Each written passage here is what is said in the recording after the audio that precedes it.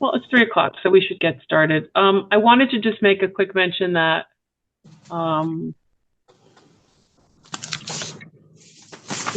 we did a program.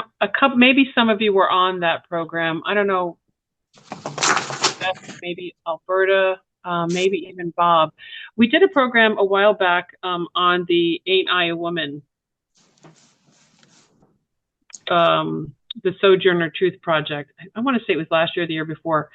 And so we're gonna talk more in depth today, not about the speech as much as we're going to talk about Sojourner Truth, the woman. And incidentally, we had to cancel because of the holiday mix-up the David Ruggles story, but Chuck was able to weave in the David Ruggles story into this talk. So you're not losing, you're not missing, and it's we just went through the slides yesterday. It's really interesting stuff. So this is Women's History Month. So welcome to Women's History Month. March is Women's History Month, and we are doing, Chuck is actually going to be joining us tomorrow at the Wally Choice Center at 1 to do a women's history trivia. So we're going to do that kind of like in the style of Who Wants to Be a Millionaire, or one of those shows. So we'll have, you don't have to be a trivia expert. It's all in good fun, but the questions will be about women in history and famous women. Not your typical famous woman, right, Chuck? There'll be more historical figures. A mix and match. Yeah. Mix and match, kind of like Jeopardy questions for women. Not for women, but about women. Anyway, so join us tomorrow if you're so inclined. We'll have some fun. We always have fun when we play games. So join us tomorrow at Wally Choice at 1 o'clock. And Chuck's next Women's History Month lecture will be March 18th, right, Chuck? Yep. 18th. And that is the Queen Lily, I don't know, I'm going to say it wrong. You can say Queen Lily, that's okay. Lily Ukulani. I don't say it well either, but I'll get better in the next 2 weeks. Yeah, and a Hawaiian leader of Hawaii, right? Yes, the last Queen of Hawaii. The last Queen of Hawaii. All right, so I'm going to pull up the screen and we're going to get started.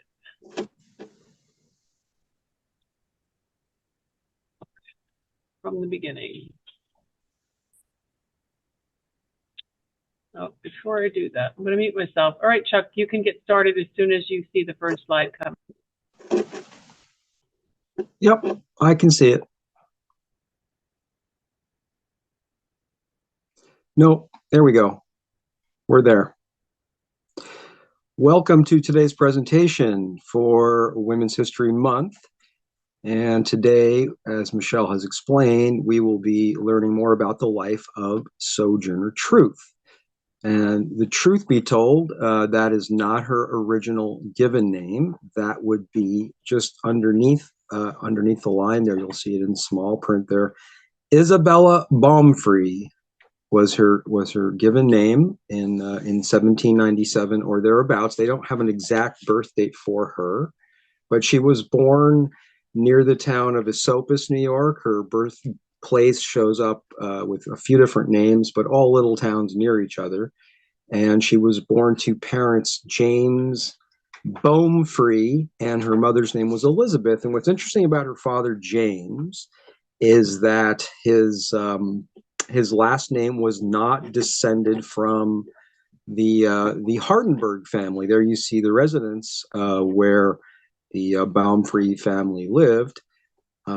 James was known by the last name Baumfree, which in Dutch means tall tree. So he was actually given a name with regards to his physical status, a very tall, erect person.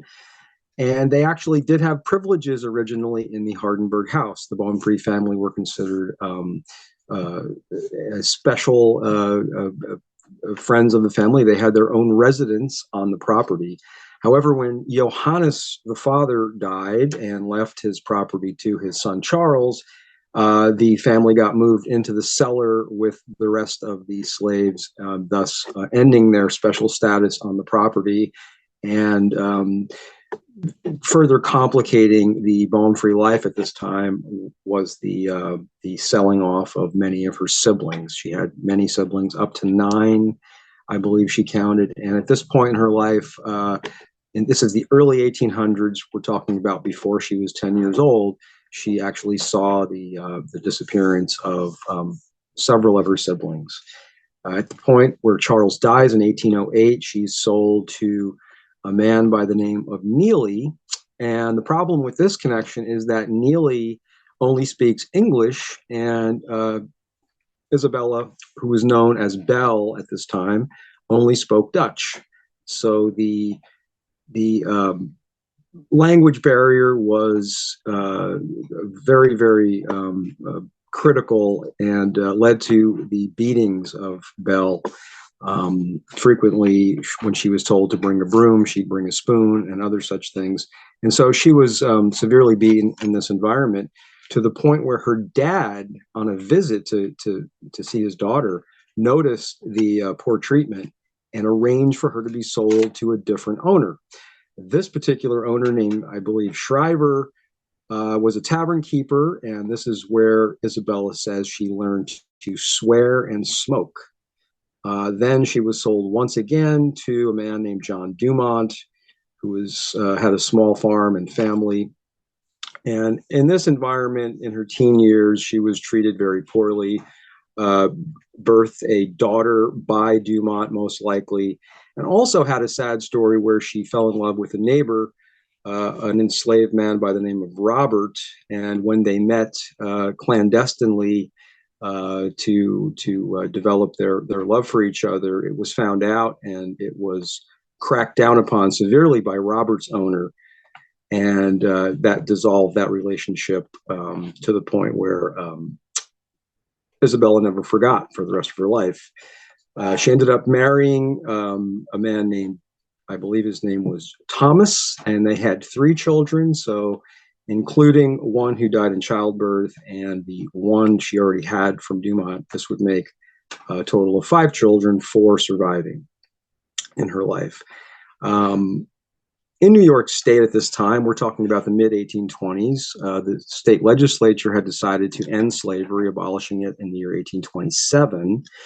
Mr. Dumont had promised that he would release Isabella a year prior to that date, in, I believe it was the summer of 1827. And when that date came along, he reneged,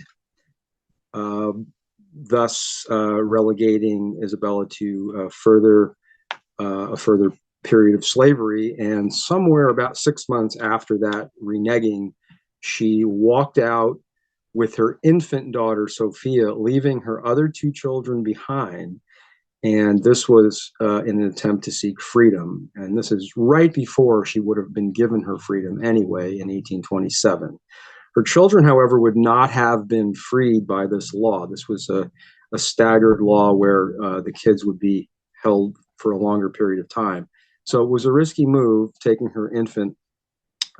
She walked approximately 15 miles to the town of New Paltz, where she knew some folks, and she ended up at the house of Isaac and Maria Van Wagenen. And they ended up buying, and I say that loosely because the Van Wagenens were Quakers who did not believe in slavery.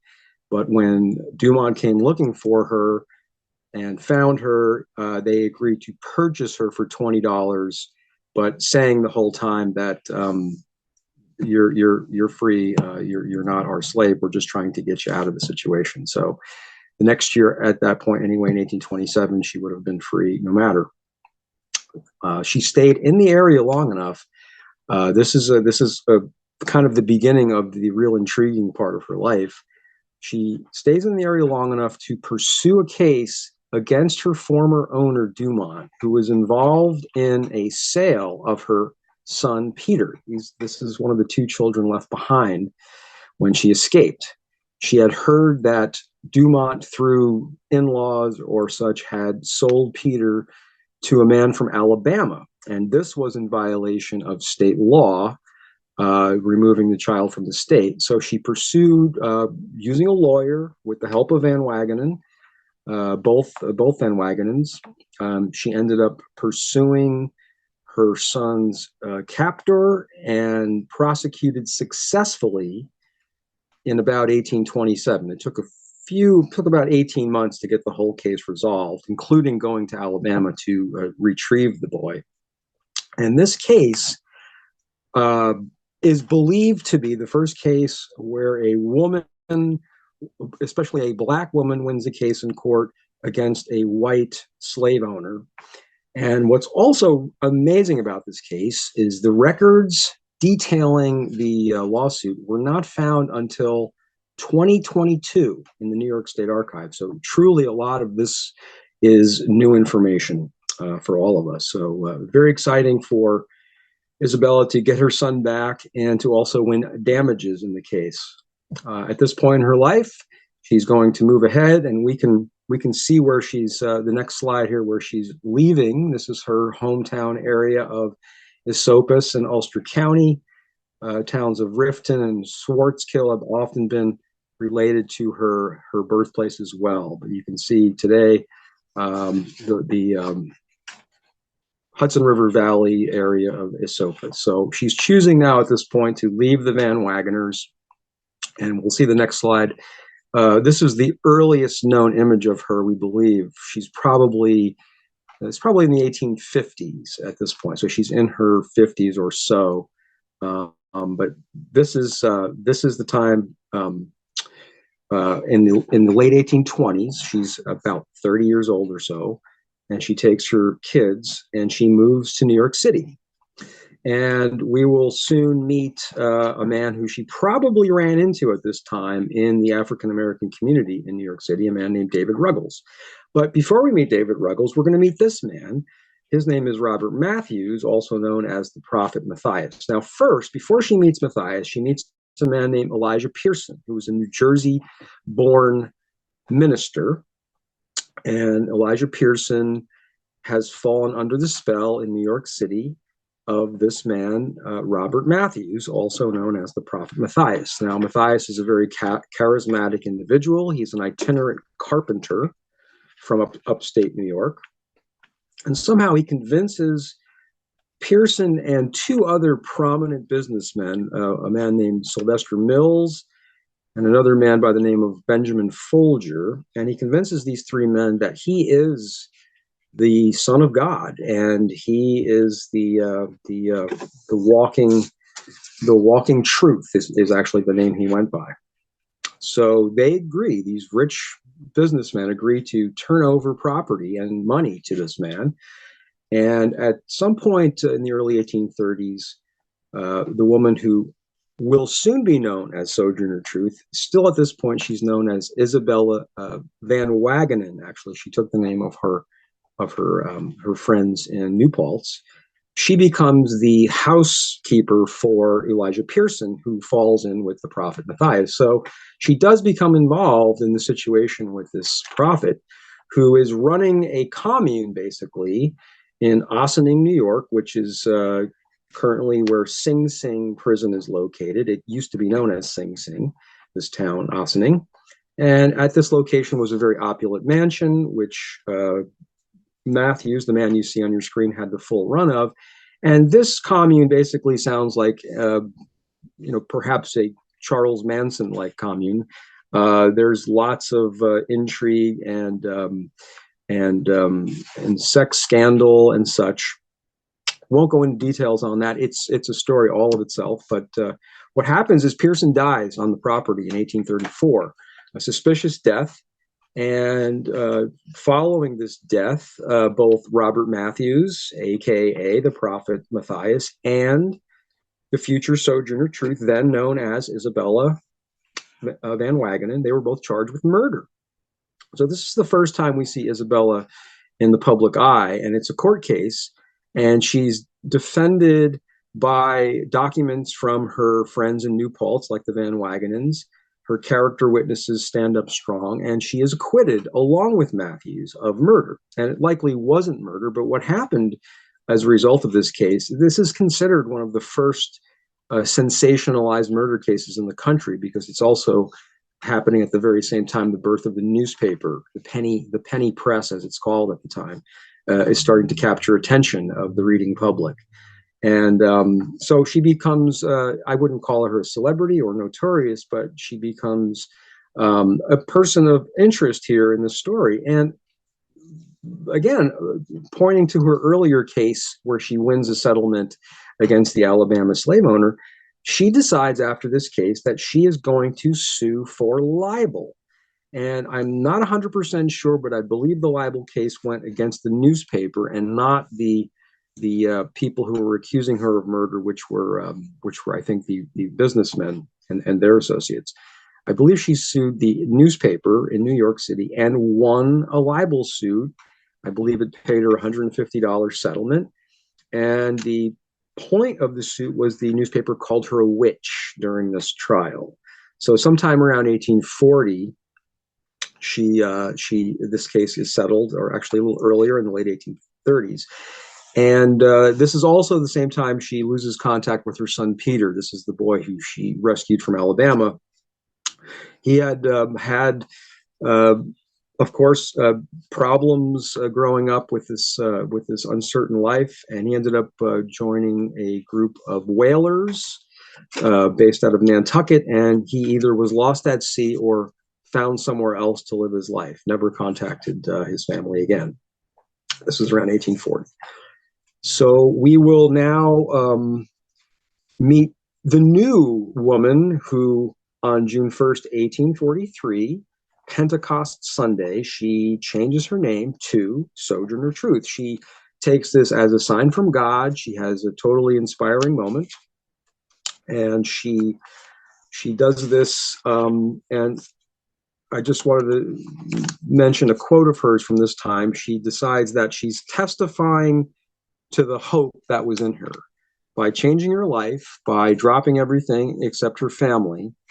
And I'm not exactly sure if they joined her right away or if they joined her later in her life, but she had made a decision. She was going to become an itinerant preacher, preaching against slavery, preaching for women's rights, and preaching to help out oppressed people everywhere. So her first jaunt, she heads north up the Hudson River Valley, past her old stomping grounds, and meets up with a group known as the Millerites. Now, you see on your screen Mr. William Miller, who not too long before this period in the early 1840s had become despondent with his religious beliefs, and on his own Bible studies determined by his own mathematical calculations that the end of the world was indeed near. And he had figured out to the exact day of, I believe it was in 1843, sometime in 1843, he had figured out mathematically the world would end. So it was an end of the world cult that he had started here with the Millerites. And Sojourner falls in with this group, and they love her. She's singing and she's preaching, and they are living it up as the return of Jesus is about to happen. And what happens is the doomsday date passes, and then Miller does a recalculation, and it passes again on the second doomsday date. And it turns out the Millerites didn't have a lot of shelf life after that, and she left the area heading north into Massachusetts. But we do have today a remnant of the Millerites, and they are known as the Seventh-day Adventists. Now, I did not do the research to link up the two groups, but I do plan on checking that out. And we remember the Millerites today through that group. So we now head north into Massachusetts with Sojourner on her first journey as Sojourner Truth. And we are now going to land at the Northampton Association of Education and Industry. And this is in the town of Florence, Massachusetts, what became Florence, Massachusetts. She joins this group in 1844. This organization had been together just a short time, starting in about 1842. We'll meet the founders shortly. And we'll also meet next someone that Sojourner met very early on in her stay here at Northampton.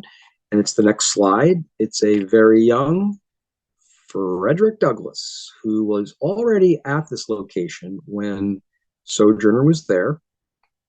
There he is. Young Frederick Douglass was rescued from slavery in October of 1838 by Mr. David Ruggles, who is also at this location at this time. So this is a hotbed of abolitionist activity. The founder, one of the founders we'll meet shortly, his name, George Benson, was the brother-in-law of William Lloyd Garrison, who I believe is our next slide. So we do see a meeting of like-minded people here, and the rules here at there he is, William Lloyd Garrison, editor, founder of The Liberator, one of the leading, if not the leading, abolitionist newspaper in the country, based in Boston. And this guy was considered one of the more militant of the abolitionists of that early period. So these people, all with the like mind, are on this property with a purpose. This Northampton Association is a working commune, and they are in the site where a mill had been, and they are producing silk. They are trying to be functional and egalitarian. And as a business plan, perhaps, this was a failed experiment. It only ends up lasting about 4 years. But as a meeting of the minds experiment, we do have some really important people getting to know each other at this location. And the next man we're going to meet is the man I was hoping to speak about a couple of weeks back, David Ruggles. And David, this is the only known image of him. This is from a cartoon that appeared in a newspaper regarding a famous case he was involved in with his connection to what was the name of it? The New York Vigilance Society. So David Ruggles was born free. This is a little mini biography within the Sojourner story. David Ruggles was born free in Norwich, Connecticut in 1810, and he had 7 siblings, was very intrigued by the thought of New York City, and moved there as a 16-year-old, and was involved in the shipping industry, loading and unloading ships, became a grocer by the age of 20, and owned a bookstore in his early 20s, and he is considered the first African-American bookstore owner in the United States. His bookstore, advertised in local papers, was vandalized violently and burned multiple times, and he just never gave up. He would pop up again in a different location, and was an extremely active abolitionist at this period. I don't think there's an earlier abolitionist of note who was involved in so many areas of New York City life as he was. And it's very, very likely, and we don't know this, but it's very likely that young Isabella Van Wagenen met David Ruggles when she first moved to New York City in the late 1820s, as the African-American community was very tight-knit and concentrated mostly in a certain part of Manhattan. So Mr. Ruggles faced many struggles in his work. Again, endless fighter for freedom. What happened, of course, not surprisingly, with his businesses being destroyed and his body being attacked, his health deteriorated rapidly at a very young age, to the point where in his early 30s, he was pretty much unable to continue his work. This is when he ended up in Massachusetts at the recommendation of a friend who had heard about something they were involved in at this Northampton Association. It was called hydrotherapy, and it was also known as the water cure. And there are different variations and themes regarding that, but he became a beneficiary of the water treatment in Northampton, and he became a practitioner of it himself shortly after his health improved in this mid-1840s period. So again, a person who I know had influence on Sojourner Truth and everyone else in this environment. So again, often overlooked, but plays a important role kind of behind the scenes in all this. Unfortunately, he does not stay healthy. He dies at age 39 in 1849. So he fades from the scene, which is probably why his memory has largely been forgotten. So now we'll meet the other co-founder of the Northampton Association, And his name is George W. Benson. Next slide. There he is. This is a very, very accurately dated daguerreotype from the mid-1840s. This is exactly what George Benson looked like during this period. We see many pictures of him from his older age, but very interesting man who hired Sojourner Truth as a housekeeper during this period. And his dream, unfortunately, in this Northampton Association does not last. The peak membership was a little over 200, and there was never really any more than 150 people there at one time. It was a fluid population, and the mill site was turned over to private hands by the late 1840s. So it didn't last as a commune. Another experiment in Massachusetts that it didn't last, but again shows us a period that we forget about in history, 1830s, 1840s, as being really quite more open-minded than the period gets credit for. But during this period, again, one of her many, many positive connections, Sojourner meets a fellow resident there on the property. Her name is Olive Gilbert, and Olive is the transcriber of the verbalized Sojourner Truth autobiography, which she dictates to Olive in the late 1840s, and the book is ready for publication by 1850. And 1850 also happens to be the year that Sojourner purchases a house in Florence, Massachusetts. So begins this a series of real estate purchases that we see for the rest of her life. And at the beginning here, she's involving some loans. I believe if it wasn't Benson, it was his partner, Samuel Hill, I believe, that fronted the money for her. And she had it paid off shortly as her books began to sell. And she began to embark on more of an active speaking career. But again, this is the beginning of her life as a landowner, coinciding with her telling her story in what became her famous autobiography. So we move along to the next photo of the town she purchased that house in, Florence, Massachusetts. The picture on the left is an older shot overlooking the mill factory, one of the many mill factories along I believe it's the Mill River in Florence. And there you see on the right, a picture of Florence from today. Again, a hotspot for egalitarian and forward-thinking folks. Here we meet two more of these forward-thinking folks. Lucy Stone on the top, Helena Kellogg Wright Davis on the bottom. Of these two women, whose connection is simply they were the primary national organizers for women's rights conventions starting around 1850 officially, but before that period, other states had begun to do this. New York State famously had a women's rights convention in 1848.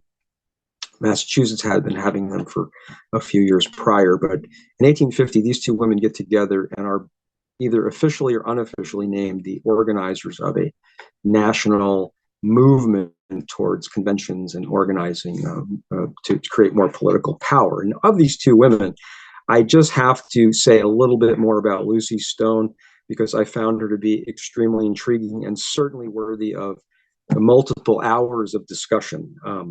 First off, she's the first Massachusetts woman to earn a college degree, which she earned in the 1840s. She ends up working for Garrison's group called the American Anti-Slavery Society. This was a splinter of his Liberator paper. And the Anti-Slavery Society was basically organized to promote speaking and organize group meetings of anti-slavery activists and other abolitionists. She was a very, very effective speaker right from the get-go, and she was described as this, quote, a little meek-looking Quaker, sweet, modest, yet as unshrinking and self-possessed as a loaded cannon, end quote. And certainly when you read her works, loaded cannon would be accurate. She unloaded that cannon quite often. She absolutely ripped churches that refused to condemn slavery, which is to her credit. She brooked no opposition to that one.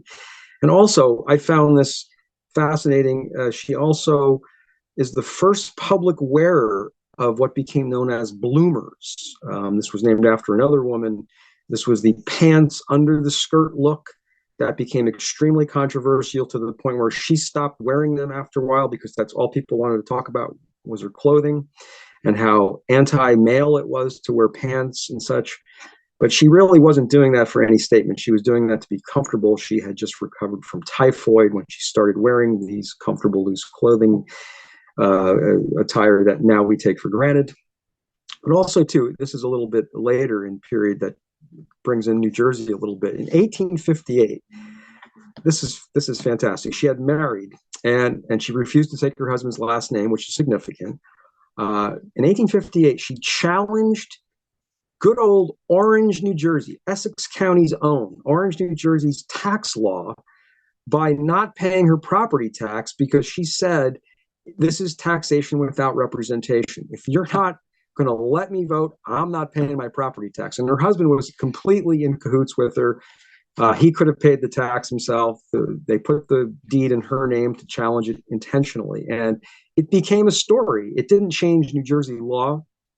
And as we learned, I'm not sure if Lucy knows this, but as we learned, if you were here last time, New Jersey women were voting back in the 1770s, 80s, 90s, up until 1807.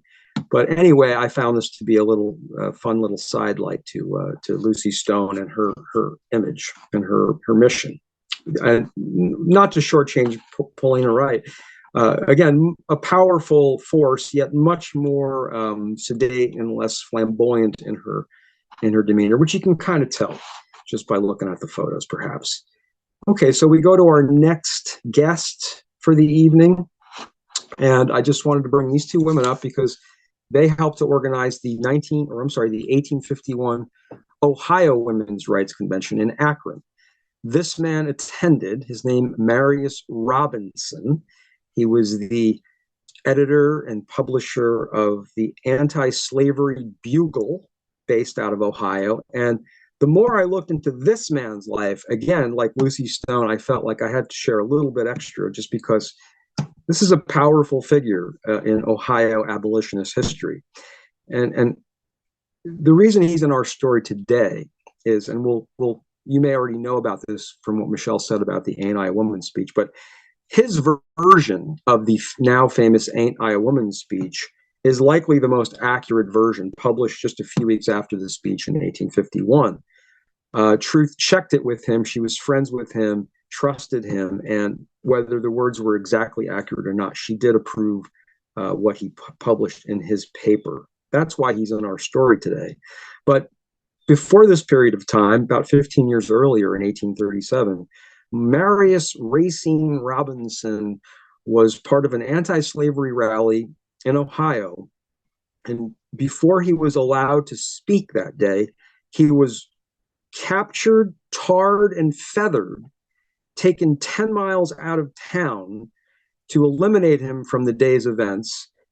At some point, he was able to find a suit to wear. He walked the 10 miles back to the event, and he gave a speech after being tarred and feathered. This may be Teddy Roosevelt's speech with the bullet in him from 1912. I'm not sure, if there's a category there, but quite a story. He ended up getting very sick after that event, infections from the tarring and feathering.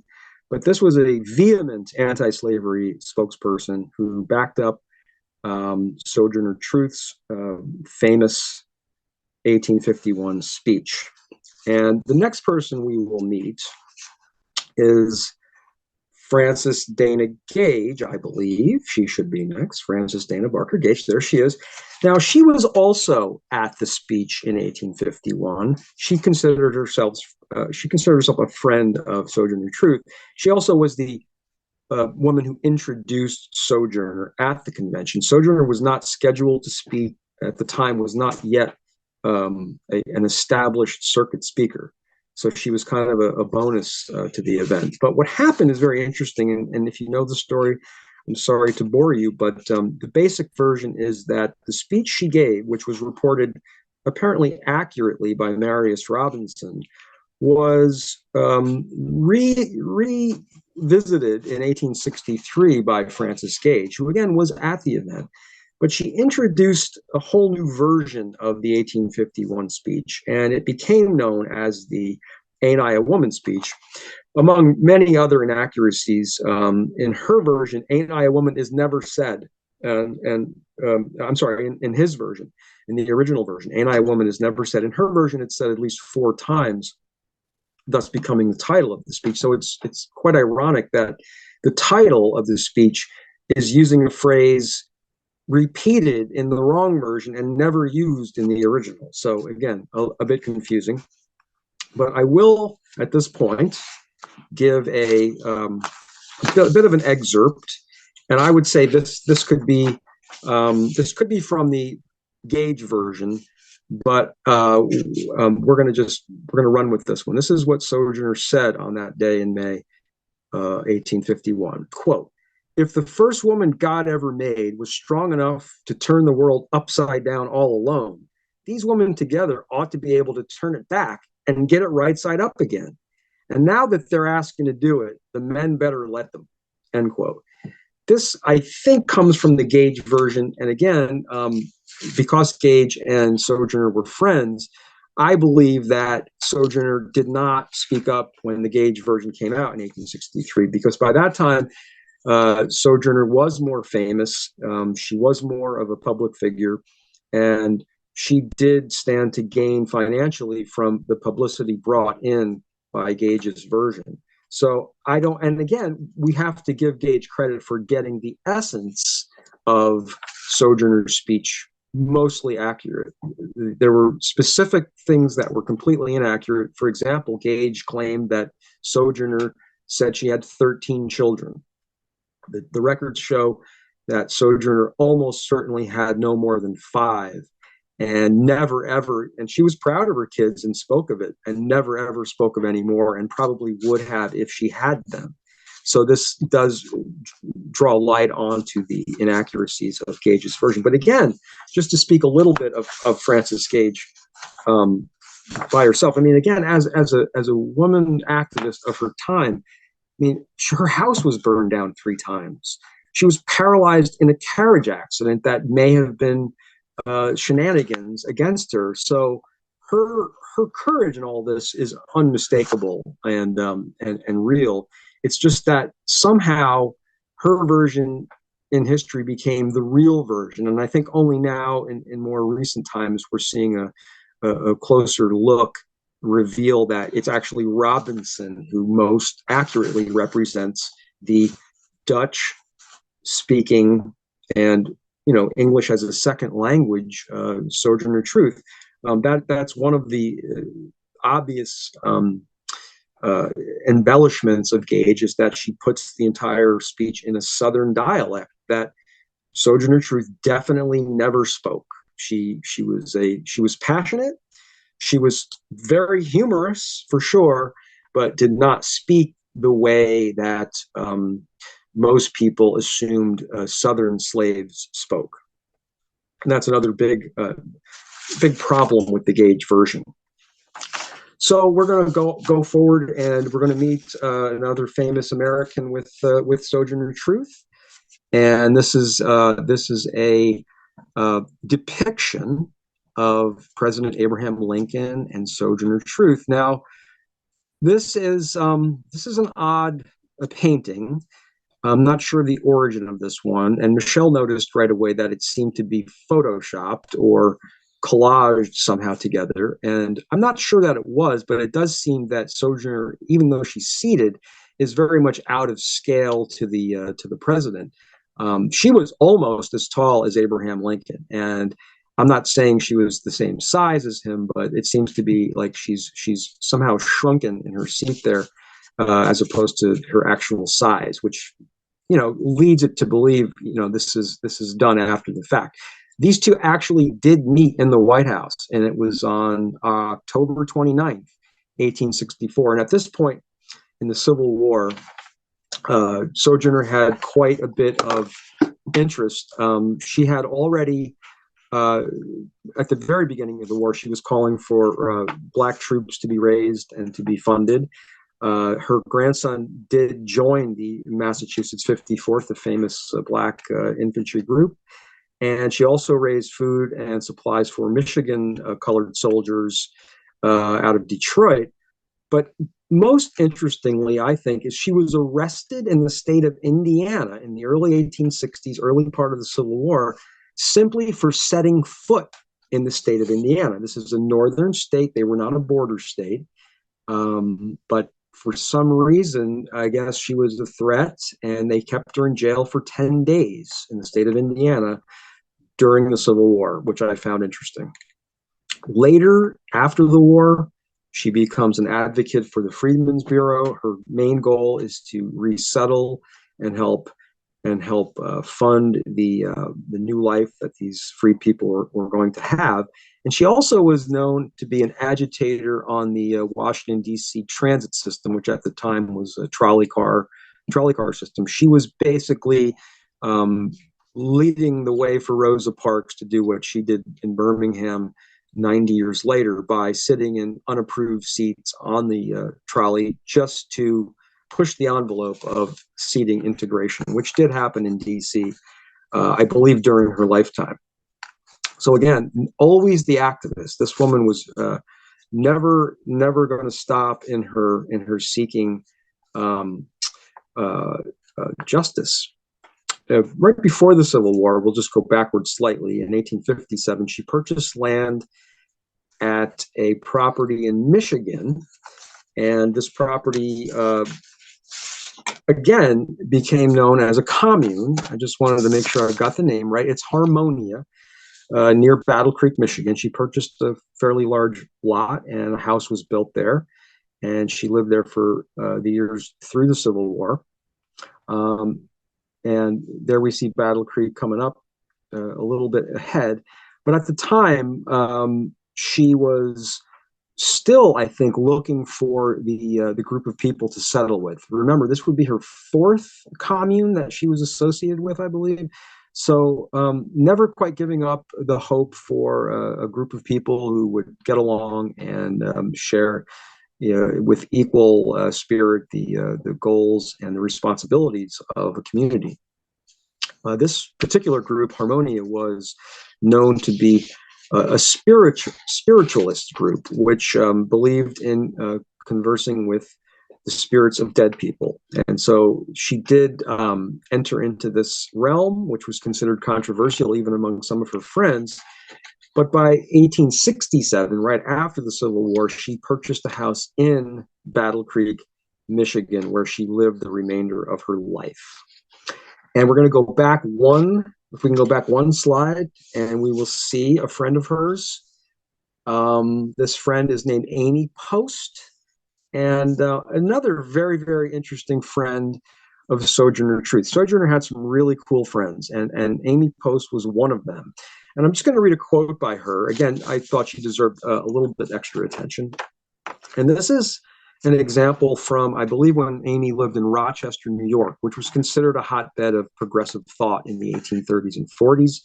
Frederick Douglass made his way there and ran a newspaper called the North Star out of Rochester.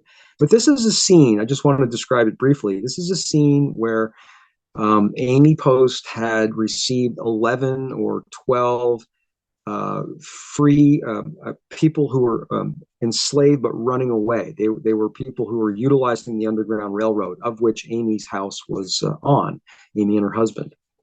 And so the door, she describes this whole thing, the door, a light knock on the door, and these people are all kind of giddy outside the house because they know they're near Canada, but they're not quite there, and they know they're in a safe house. And so Amy takes them in, of course, but she's concerned these people are so excited they're going to blow their cover. They're going to start looking out the windows. They're just so excited that she's really trying to keep them. Okay, you have to one more night. Just hang in there, right? So this is her quote the next morning when she's ready to release them into safety. Here's what she says, quote, "With them on board the ship, it immediately shoved out into the middle of the stream, hoisted the British flag, and we knew that all was safe. We breathed more freely, but when we saw them standing on deck with uncovered heads, shouting their goodbyes, thanks, and ejaculations, we could not restrain our tears of thankfulness for their happy escape, mixed with deep shame that our own boasted land of liberty offered no shelter of safety for them, end quote. This was one of many groups of people that Amy Post helped to secure freedom for. And what I found interesting about the Amy Post and Sojourner Truth connection is that they met in the early 1850s when Sojourner started to come onto the scene as a public lecturer. But they remained friends throughout their lives. And this is interesting about Sojourner, is that she didn't necessarily keep close friendships, but people who she allied with never broke alliances with her. Unlike a lot of these other people I've talked about today, who would form alliances and then argue and break, and maybe reconnect or maybe not. Sojourner Truth remains a touch point, I believe, for a lot of these people who never broke off connections with her because of the type of person she was. And I think Amy Post and Sojourner Truth probably stayed the most in touch of all of these people who she first met in the 1840s and 50s. And here's one reason possibly that they were so connected, is that they were both very radical activists. They were very modern in their style. And what I mean by that is they weren't just involved in, say, the temperance movement, or they weren't just involved in the women's rights movement. They were involved in every single possible cause of oppressed people at the time that you could be involved with. The only thing I don't see on the list here of causes that they were involved in is animal rights, which was still in its earliest stages at this time. But boy, anything with humans, they were for fair and equal and right treatment of everyone. And again, I think they both alienated to some degrees other activists because of their wide-ranging view. They were not narrow thinkers; they were large thinkers, and I think we all benefited from their friendship. Again, another thing going back to Sojourner is that, and I think Amy understood this about her. Uh, Sojourner was a very, very skilled and somewhat shameless self-promoter. And I don't mean that in a bad way. I mean that in a way where she was able to get her message across using very modern techniques like printing postcards and printing her speeches. And of course, the book, the autobiography that became famous. And I think Sojourner herself, like Amy with herself, they embraced their unique angle on life. And they didn't shy away from it. And I would put Lucy Stone in the same category. They embraced it, and they used humor and experiential wisdom to get their message across. It was not dogmatic. It was very practical. And again, not to say that Sojourner wasn't a devout believer and didn't quote the Bible. She did. She used the Bible frequently, but it wasn't in a heavy-handed way. It was in more of a frame of reference to her life way. So again, just something to note about Amy and some of Sojourner's friends. So we'll go ahead to Battle Creek. Again, this is the town that Sojourner embraced, and the town embraced her right back. It's amazing to see this town in the 1860s, 70s, and 80s as being truly one of the most progressive towns in America. This is the birth of what some might call the health food movement. It's connected to the growth of the cereal industry, which is, again, going back to some Seventh-day Adventist origins. So again, Battle Creek was a very open-minded place at the time, and hopefully still is. But Battle Creek has a lot to be proud of, looking backwards at a time when many towns, even in the North, were certainly not welcoming to people of different ilks. So again, she found this as a really comfortable place to live. She had her two daughters living with her, or two of the three daughters living with her, and also a grandson, I believe two grandsons, the Civil War veteran and another grandson stay close by. So it was a pretty tight family, which allowed for the stability of the family, allowed for Sojourner to continue her works being an advocate. So she did plenty of speaking during the 1870s as she was getting older. One of her visits in the 1870s is coming up to another president. Mr. Next slide, please, is Mr. Ulysses Grant. She ended up going to the White House during his second term. And again, this was during a time when Grant had started the Justice Department, cracking down on the KKK. I'm sure he welcomed Sojourner in as a valuable resource of information and support, not to mention practical advice. Again, she had plenty of connections and was in full support of Reconstruction, which by the time she probably got to DC in the 1873 or 4 period, Reconstruction's efforts were beginning to fade and would seem to end.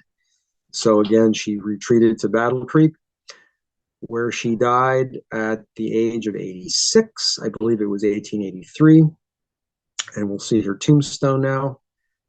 This is a tombstone at the Oak Creek Cemetery, I believe it is, in Battle Creek. Her family is buried all around her.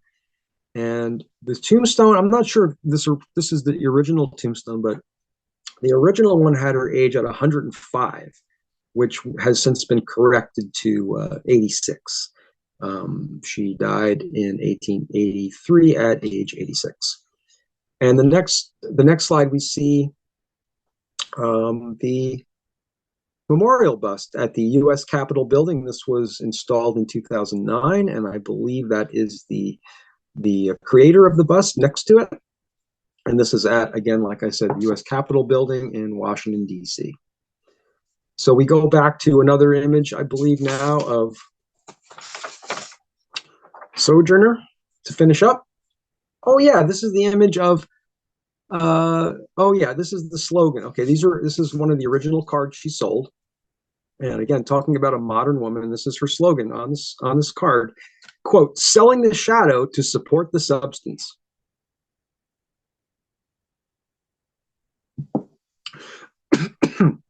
So you can see she was very proactive in getting her message across and having a sense of humor about it. And I just wanted to give you a few more of Sojourner's quotes before we close it up.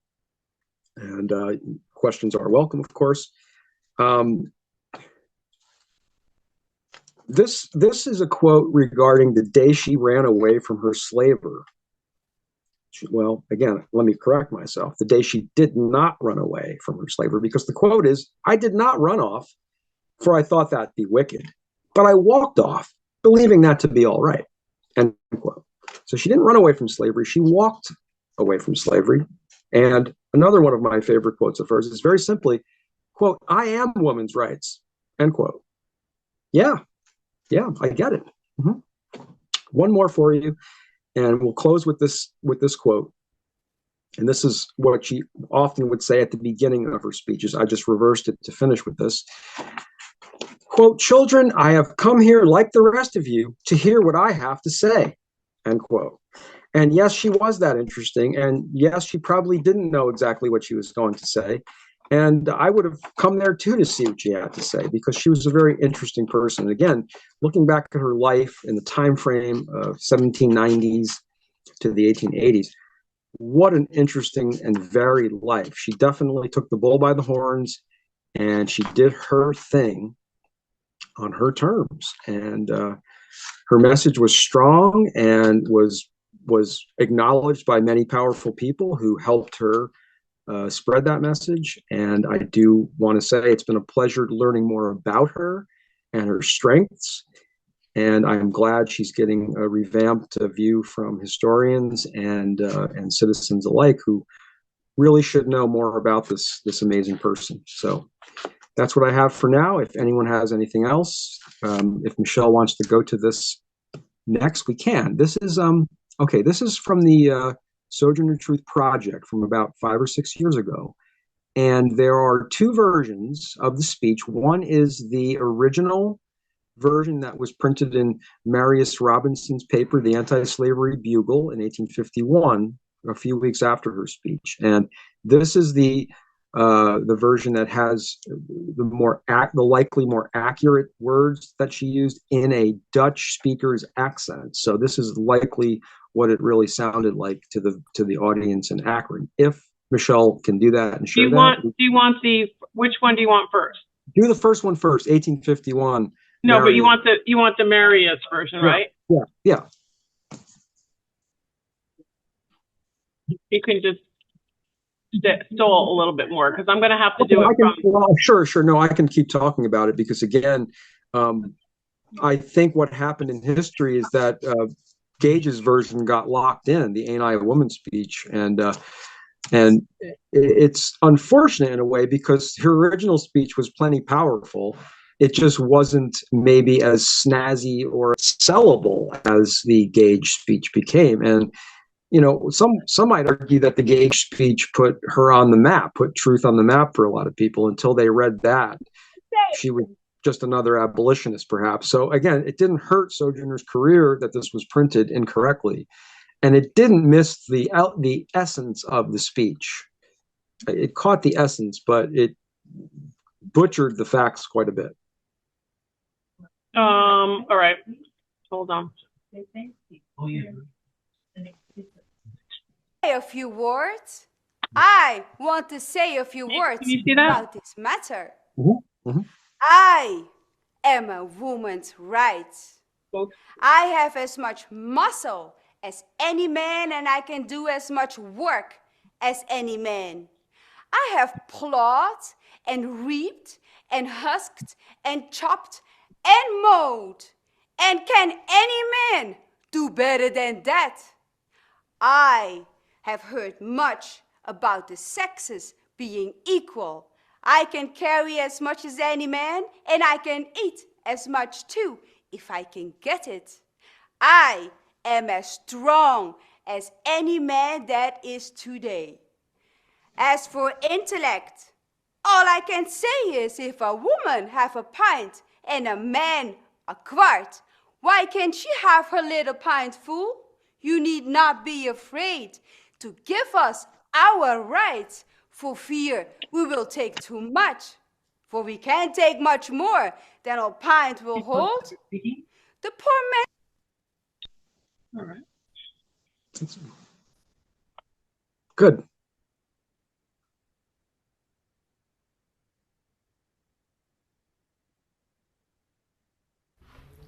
May I say a few words? I want to say a few words about this matter. Which street are you talking about? I am a woman's rights. I think that's the same, right? I think so. Yeah, that was the same. I'm trying to compare with another one, but if you go to I'm just trying to see if it doesn't. It's not breaking it down as to which is which. So I'm trying to find it on the fly here. Hold on one second. Thank you. Hold on. Let me see if this. May I say a few words? I want to say. She's saying, "Can I say a few words?" That's how that speech starts.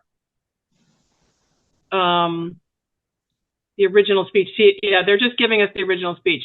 The original speech says, "May I say a few words? I want to say a few words about this matter." So now I'm going to go to a different site. But if you want to, you can go to the Sojourner Truth Project.com, and you can read the words from Marius Robinson's transcript, word line by line, word for word. Very, very, very different than Gage's interpretation of the speech from 1863. And I'm going to now play for you, just give me 1 second, a YouTube video from, I think, as the Alfre Woodard rendition. A lot of actors and actresses are like this second one that I'm going to, the Gage version. Hold on. Hold on, here we go. I think I played a couple. This is Kerry Washington. I think that's the one. Oh, this is the Alfre Woodard. Okay, let me do this one. Let me stop the share. Let me go back to that. Here we go. All right, let me put the sound up a little bit. Were you able to hear the last time? Is it a little faint? Put it a little louder. Okay. Do you see the screen? Yep. Okay. Why isn't, I'm not getting the, nope, hold on. I need the YouTube video. There it is.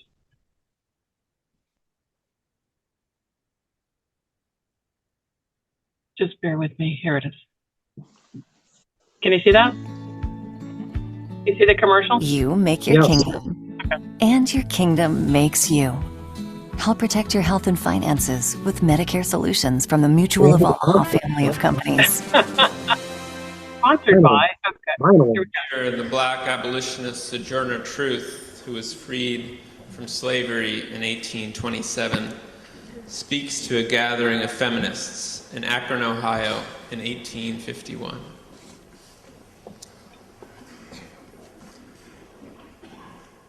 Well, children, well, there's so much racket there must be something out of kilter. I think twixt the Negroes of the South and the women of the North, all talking about rights, the white man will be in a fix pretty soon. But what's all this here talking about? That man over there says that women need to be helped into carriages and lifted over ditches to have the best place everywhere. Nobody ever helped me in a carriage, or over a mud puddle, or gives me the best place. And ain't I a woman?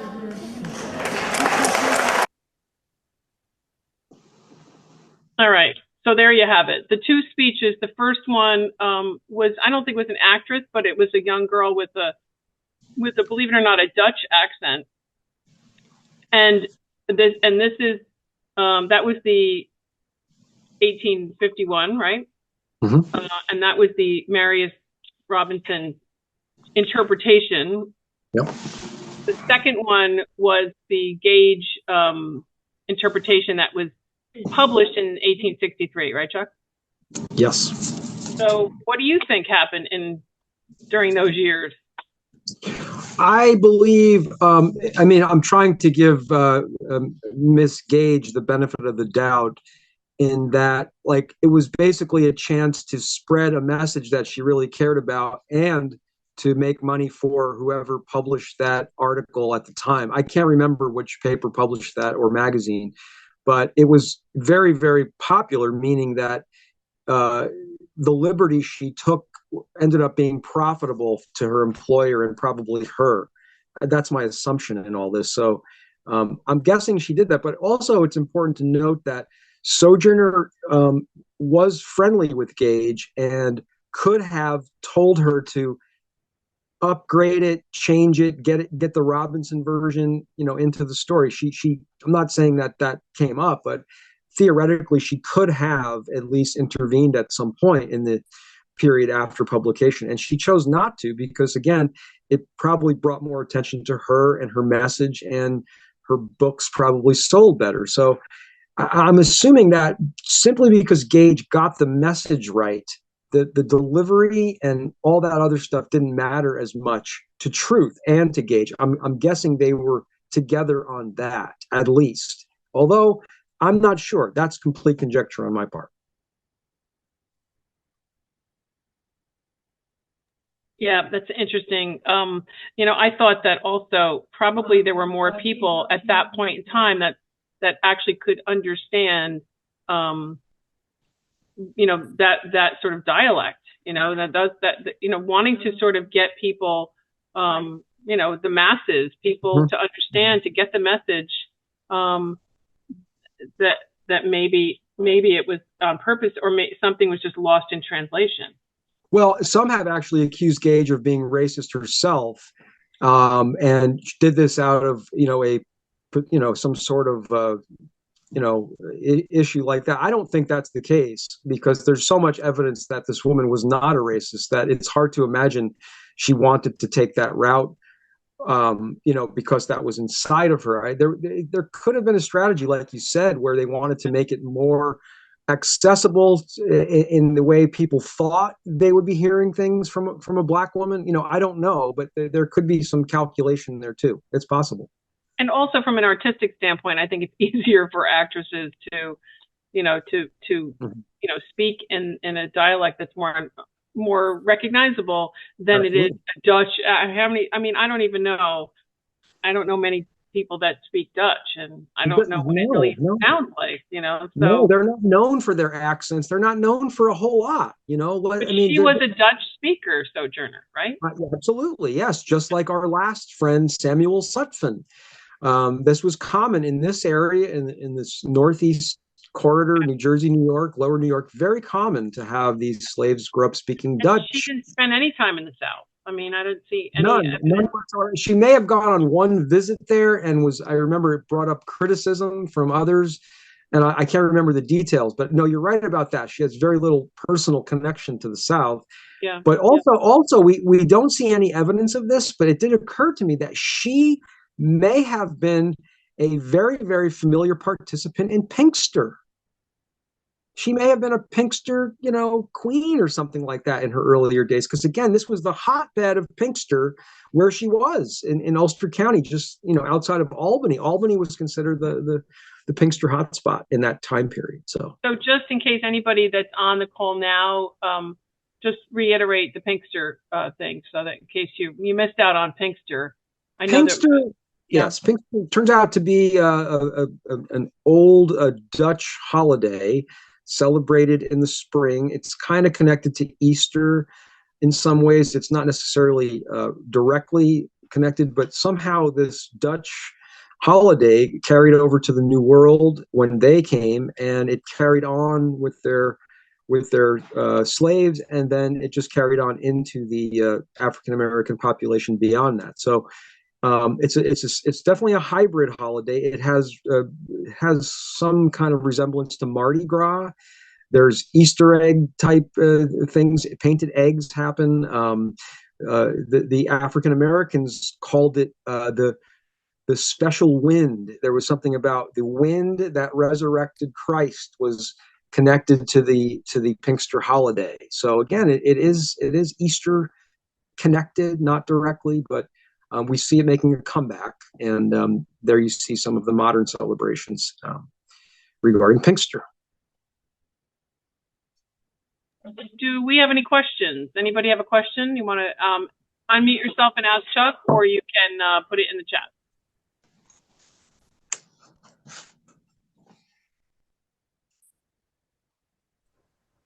Questions or comments? Anybody? Some of what you were showing us here with Ruggles, how they were just burning his house, or excuse me, his bookstore down over and over again. And with Marius, being tarred and feathered could kill you. Because, not only was it the effect of the burning, but the tar would adhere to your skin. You try to take that off. The idea of him just putting on a suit and showing up. I'm reminded of probably an individual that you would probably enjoy giving a presentation on, Nathaniel Greene, who was the general in the Southern campaign. And he would fight the British, and he would get beaten, but he would win. Basically, they were Pyrrhic victories for the British. And his quote about that was, he said simply, "We fight, get beat, rise up, and fight again." And these people are that spirit. It's the spirit of something is just amazing. They just, what in our normal days, like if we get a flat tire or something, brings us down, these people would just deal with the most insane things. The Gage having her house burned down 3 times, and the accident and such with her cart and such. It's just extraordinary how they would just rise up in those circumstances and maintain themselves. Truly people on missions. These were missionaries of the truest sort as far as their message went.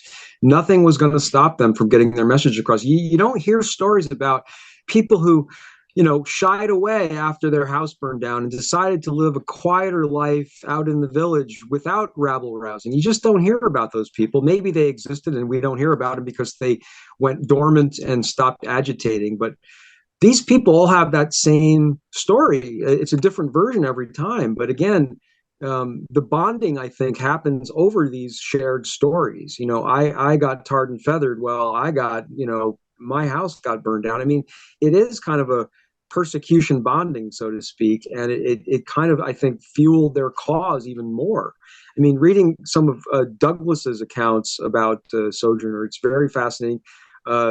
Never forgot her work. You know, again, when she passed away, you know, it's not like she was living in luxury circumstances. Sure, she was a homeowner, but her legacy was not where she was going to be leaving a comfortable life for her offspring. Both of her daughters died in basically a poorhouse, is what they called it back then, around 1900 in Michigan. But no one ever, you know, what I can gather is no one turned on her, which is not the case of Frederick Douglass, which is not the case of William Lloyd Garrison, which is not the case of Gage and all these other ones who created such animosity amongst, you know, amongst the bonding. I mean, the bonding was happening over a common cause. The animosity was happening over different methods to get there.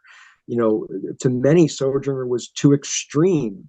In fact, Sojourner had a wonderful technique when she was in the middle of these really tense moments, because oftentimes, again, these are people on the same side, but splintering over what some outsiders saw as minor details.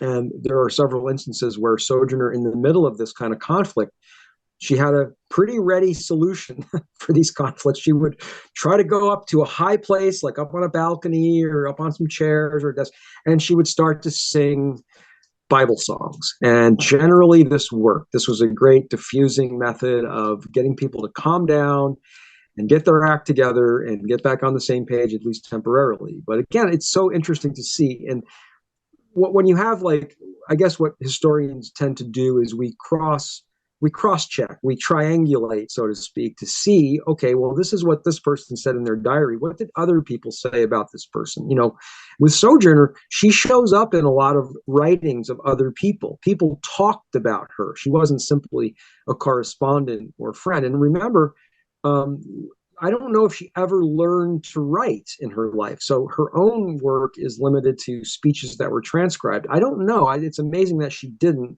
if she didn't, because in some ways she was so prolific. But again, the spirit of her strength and her messaging was such that, again, she was notorious in a good way, is the best way I could say it, in that she stayed above a lot of the fray, and that's important to remember. Douglas and Garrison split. She remained connected to both in some ways. So again, it's to her credit, she was kind of a broker in some ways between people on the same side. It's interesting too, because with many of those people, I think it was like combating intellects. And whereas with Sojourner, she had the intellect as well, but she also had that core of spiritualism and that core of homespun humor, which would combine to where you'd have the two people banging heads over intellect. She took it on a different plane as humor and as a spiritualism, which allowed her, like you said, to diffuse these situations and to walk away in such a way that she could still maintain her friendship with these people.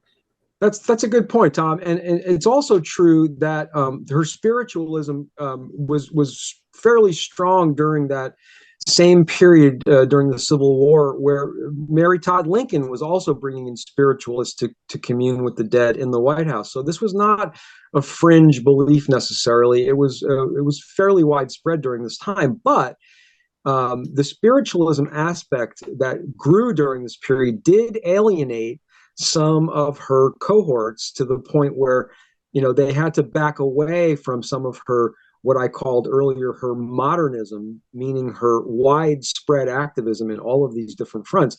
And that's why it seems like Amy Post and her ended up the tightest at the end, because they were the most alike in their pushing the envelope, so to speak, and they're refusing to see a disconnect between, say, the anti-slavery movement and the women's suffrage movement. It was all connected for Amy and for Sojourner. And I think that, you know, say some women who had their domain kind of interfered with and the temperance, or certainly the temperance and suffrage movement, felt threatened by these women because they were too active in too many areas, and also with the Quakers, which comes up in a lot of these early abolitionist stories. The Quakers split at a certain time during this period into groups. So one group was called the Hicksites, and the Hicksites, I believe, were accused of being too worldly. But a lot of these anti-slavery activists had to join with other people who were not Quakers. They had to be involved in more worldly endeavors to get things passed in Congress, for example. So, they had to do the dirty work involving politics and heathens and such. And the old school traditionalist Quakers drew the line and broke. And again, we see that trend in this period. But also, just to reiterate with Sojourner, there's this ongoing theme of quest in her life. It's this communal experience she's searching for, and I wanted to make sure that's understood. She goes from the Prophet Matthias commune to the Millerites, which she denounced later in life. She didn't talk bad about them, but she really downplayed any connection to the Millerites, who shortly after were seen as fairly crazy. So she didn't want to talk about that. But again, her connection in Northampton at that particular commune was the next step, and then her purchasing land at a commune in Michigan was also her fourth and final attempt, I think, at finding some sort of utopia. She was really looking for heaven on earth, as close as she can get to it. And I think she was, I think, very, very lightly disappointed. I think ultimately, though, her strength was in that continuance. I don't think she ever got too down. She didn't really seem to have a lot of I need to regroup periods, or she's just feeling blue about things. There's no evidence of that. Other activists, other women suffragists and anti-slavery activists, there's periods of time where they either have kids and drop out, or they move on or get more subdued. Isabella / Sojourner already had her family. They actually were more of a support team than a burden to her in her itinerant traveling lifestyle. And they were dependent on her too. They were totally dependent on her. She was this provider for the entire family. When you look at characters like Sojourner in history, it's funny how you see an old picture and you think of them from back in that period of time. And sometimes the distance can almost leave you the distance in times leaves you distant from the experience. And you look at it and you're amazed, but you don't realize sometimes you don't get the feel for the absolute audacity of someone like her, how she would go to court, how she would day by day challenge the whole perspective of how people look at blacks in the United States, how they looked at women in the United States. That as a black woman, her just challenging things like that, just thinking of her just waking up every day and just living her life in this way, how audacious and how amazing she was. Sometimes when we look at the past, the distance of it kind of leaves us not able to inhabit the character and inhabit what it must have been like for her just to walk down the street so proudly and have everybody around her just baffled by who is she? I mean, she went to court. She's suing a white man. How could that happen? I mean, but she just lived that day in, day out, and it's just amazing to try to inhabit that character and imagine what she saw as in day-to-day life doing that. So I don't know if I'm expressing myself too well. Yeah, I think you are, and I think that when you look at those two cases in 1828 and 1835, she had won 2 court cases with 2 settlements in her favor against really wealthy white men. That is a remarkable thing. But those victories for her, she didn't rest on her laurels. But what those victories, I think, did is it always infused her with hope. She was totally infused with hope, as I mentioned in one of the quotes, testifying to the hope that was in her. That's when she became Sojourner, and she decided to hit the road and speak and preach, because that hope was there, I believe, due to these small stories that add up to a big story. Another small story, again, giving her hope, was that story I mentioned earlier when she was at her 3rd slave owners' residence, and the communication gap was so strong that she was getting beat up for it. For that reason alone, that she couldn't understand English. And her father came in to visit, saw the abuse, and was able to affect a change in her environment that didn't end slavery for her, but it took her from a physical abuse situation to one that did not involve physical abuse. It simply involved her being exposed to tobacco smoking and swearing, which was a whole other thing for her. But again, hope came from those moments of shift where, you know, her dad imposed his will on the situation. A slave was able to impose his will on a situation and affect change for his daughter. I think all of those things in her added up to a lot of hope. And one thing she said towards the end of her life was, I'll paraphrase this, if you want to get rid of me, let women vote, because then I'll be satisfied and I can die. But until women can vote, you're not going to be able to get rid of me. Well, it didn't quite go that way, but we appreciate the sentiment. She seemed to be able to affect change without passing judgment. Good. That's a good way to put it. Yeah. Yeah. What did many of the abolitionists think of Lincoln at that time? I know I hear about how people like, say, Thaddeus Stevens, they had this vision of Lincoln as being kind of doddering on the subject of slavery and not moving quick enough to try to deal with it. What was their opinion on him? And did it develop over time as they saw what he did manage to do by keeping the country together and by eventually passing the 14th Amendment and such?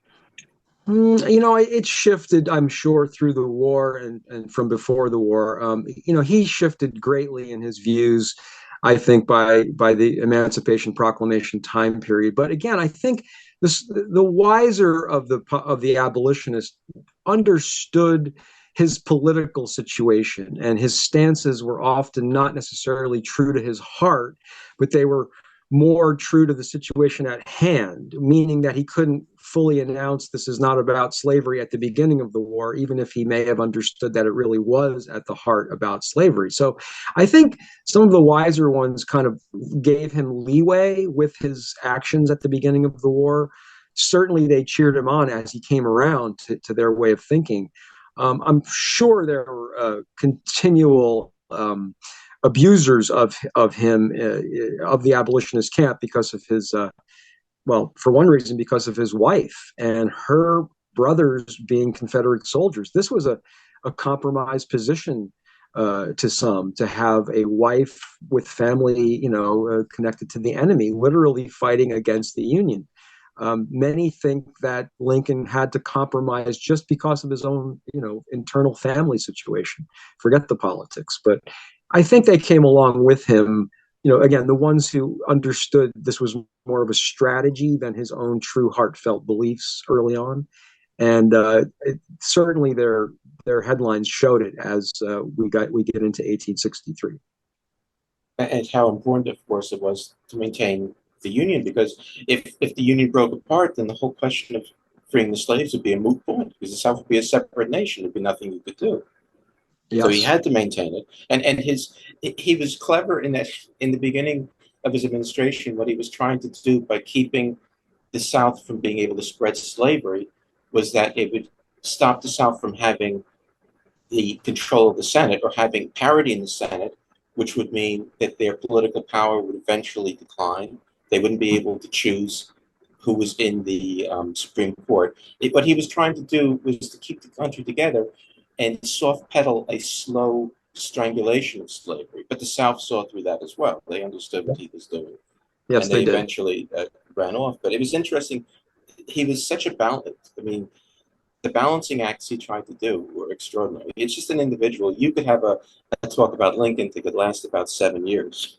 And you need occasional breaks for food and water.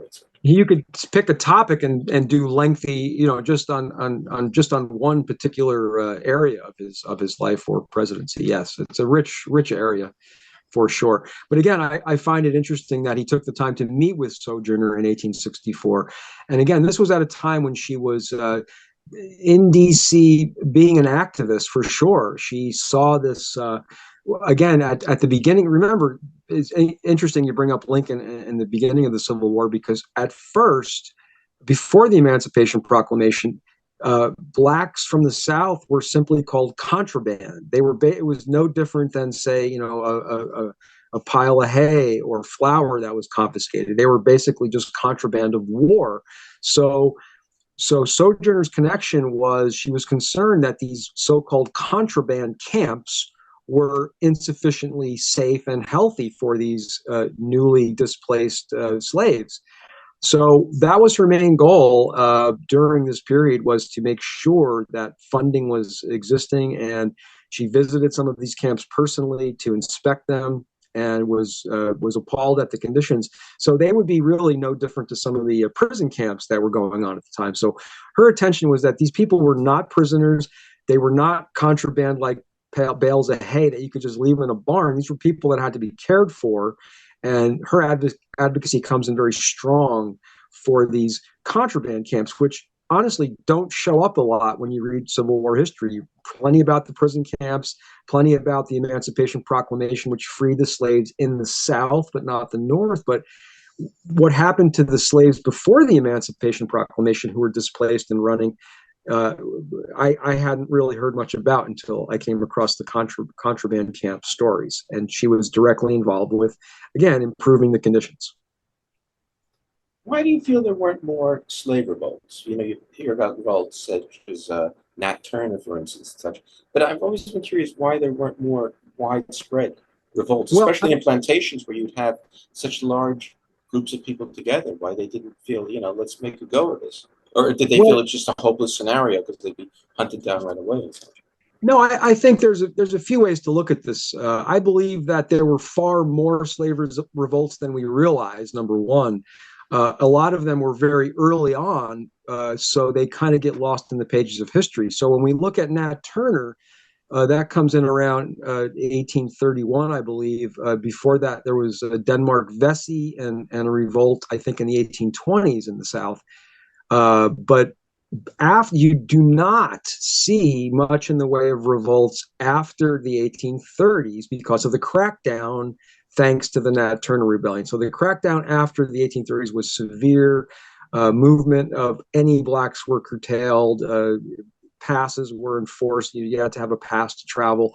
So again, a lot of the minimal freedoms that were part of the slave culture were eliminated after, I believe, the last of the major rebellions, Nat Turner's. But you look into New Jersey slavery history, which I did for the last Zoom chat, and several slave revolts in New Jersey. One of them as early as 1712 that involved a Manhattan slave revolt that had leaked out to New Jersey. So there were some coordinating efforts there amongst these people to do something at the same time.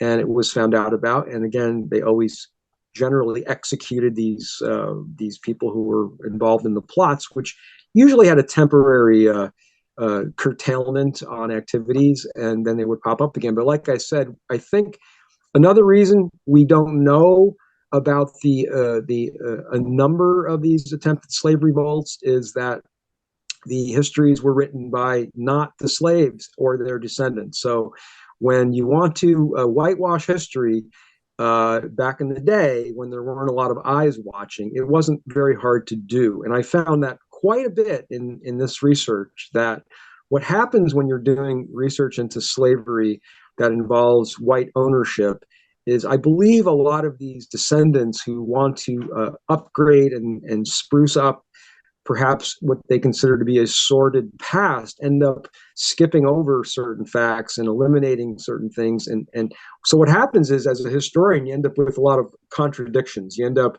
like I said last time, I came across documentation on Louis Condict, an early physician and politician in New Jersey, where only one very obscure documentation has him as a slave owner, and everything else written about him misses that point or skips it or ignores it. So again, it's hard to prove things, but I do believe that when history is written by the people who control the storyline, things they choose to leave out are left out. And that's why we don't know a lot about these. And also the biggest slave revolt ever in history was the Haitian Revolution in the early 1800s. I believe it was 1800. And that had a huge effect on Southern plantation owners. So the crackdown begins right there after Haiti. In fact, it's almost similar to some laws in Florida today where it was illegal to say the word Haiti, to mention the Haitian Revolution in certain states after that happened. So again, we see that's the first crackdown after that, and then after the 1830s, pure fear, I would imagine, stopped any revolts. It was just individuals running. That's about the only chance you had. I think people realized that to do something in mass was going to create more trouble for everyone.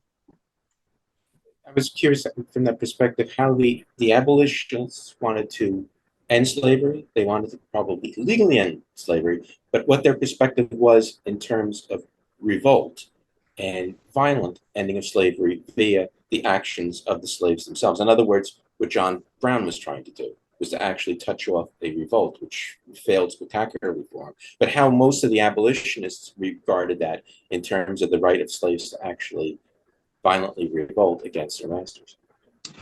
I think the John Brown story gives us a pretty good idea, because that definitely split the abolitionist camp.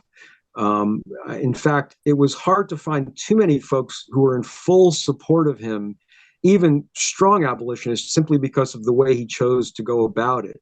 I do believe Sojourner remained a supporter of John Brown, but not everyone of the abolitionist movement supported his actions. Again, and I believe the way they would often word it would be, we support his goals, not his methods.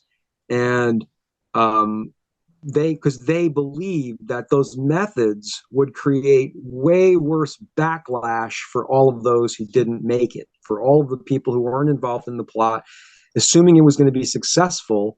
Even if these men got away and killed a bunch of people and whatever, I don't even know what the goal was of John Brown at that point, specifically, because you couldn't overthrow an entire slave industry in Harper's Ferry, West Virginia. You know, it was just a small section. So I think, though, his detractors were against that concept because they knew all of the enslaved people would end up suffering retribution because of the indignity over that action.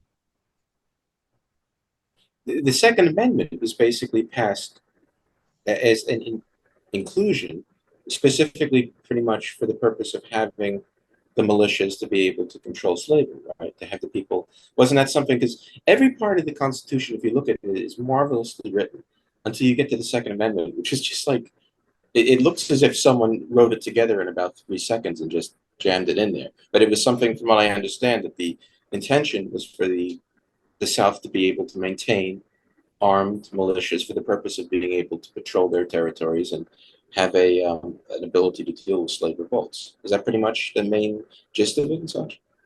I have never heard that argument, and it does make sense.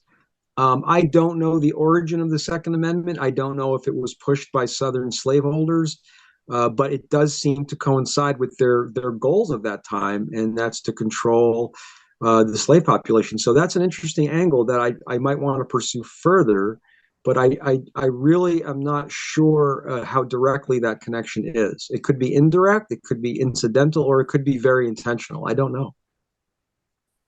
It's funny, in the picture you had of Battle Creek, Michigan, they had 4% on your savings. I'm thinking, where could you get 4% on Passbook today, right?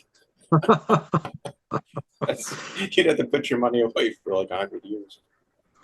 100 year CD. Wow. All right, we're going to have to end it here. I want to thank Chuck again and invite you to our program tomorrow. If you want to see more of Chuck, you see him live in person tomorrow at the Wally Choice Center. For those of you that are on this call, on the Zoom, that we're coming tomorrow to our fitness class, we do have a substitution tomorrow. Our Zumba Gold with Elsie will be swapped out for a program called Martial Motion with Steve. Steve was a substitute, or rather a guest at Elsie's class last week. Elsie's not feeling great, so she's going to stay home tomorrow, and we're going to have Steve substitute Elsie's Zumba class. So for those of you that were coming, please come anyway, and then stay for the afternoon program where Chuck will be doing a Women's History Month trivia. So hopefully you were paying attention today. That's all I'm going to say. Very good. Very good. And hopefully you'll be paying attention. Anyway, we'll have fun tomorrow, and we'll see you tomorrow, Chuck. Thanks again. Thanks, everybody, for coming. And it's always a pleasure to have you, Chuck. Thanks. Thanks, Great Michelle. job, Thanks, Chuck. everybody. All right. Take care, everybody. Take care. Bye.